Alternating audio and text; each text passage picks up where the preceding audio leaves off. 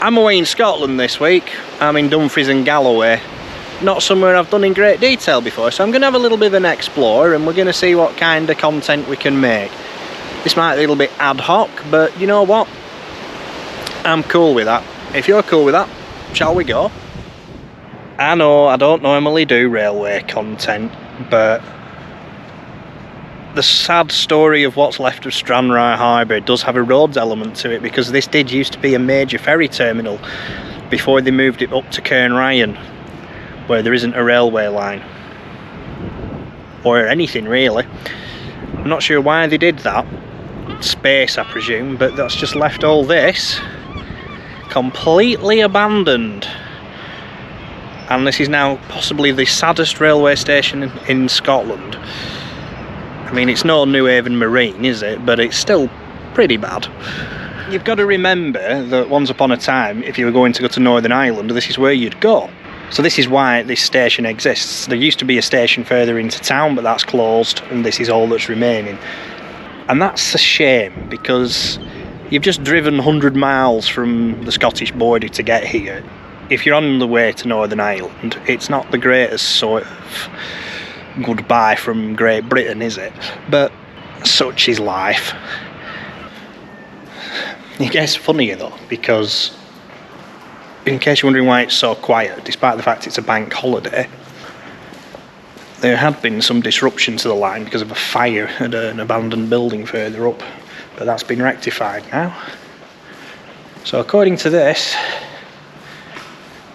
the next train is at 1:05 going to Ayr.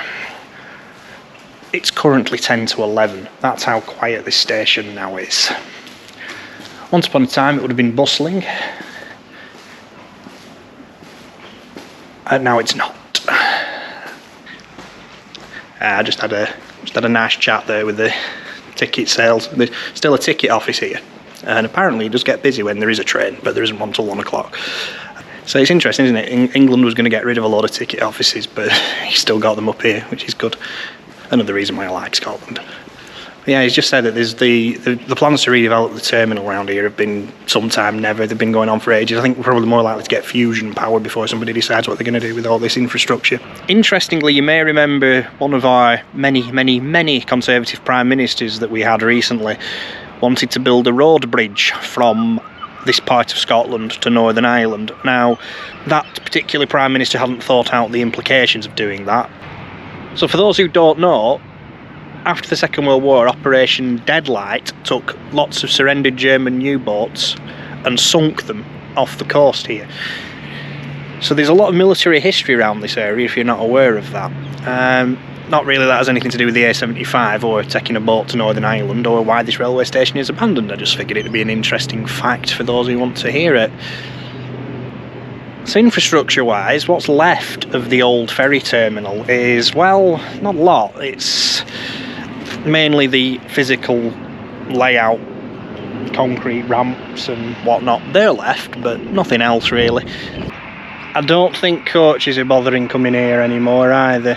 You can imagine this was a very bustling terminal. I do like how the link span ramp is just sitting there, missing its boats. It's a shame this is all gone really. Obviously you can't get through the fence, and I'm not going to go trespassing. Don't trespass. I know urbexes do that, but they know what they're doing, and they also accept the consequences if they get caught or in trouble for doing so. In case you're wondering why I'm so intrigued by the remains of this place, I did actually go to Northern Ireland in 2009 and I sailed from here, and that was my first ever trip to Ireland because I've been terrible at travelling. So there was a little bit of a historical interest for me there, and to see it all abandoned now is a bit sad. So behind was all the freight marshalling and coaches. There were two entrances to the old Stranraer Ferry Terminal. Cars went further round. We'll go and have a look at that in a minute. But this is the old freight side, which was the busier part. You know, a line's old. It's still got semaphore signals. That's a nice touch. You don't see many of those these days.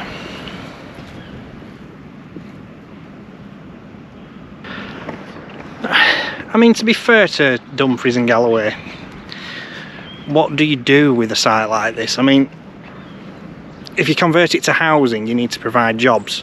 Now, the only real jobs around here these days are service industry jobs in the town, or commuting far away to further up the coast towards Glasgow. But I would love to see something be done around here. I don't know what, but, you know, if this was like City Skylines real life and you could just click and drop things wherever you wanted and there were no consequences to your actions, what would you do?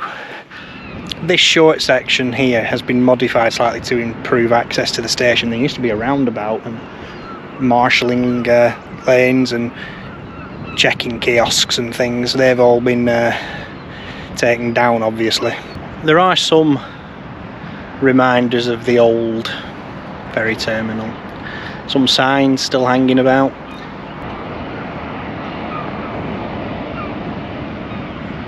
So the question is, even though the signs are still here saying that ISPS regulations apply, is this strictly still a maritime restricted area or not?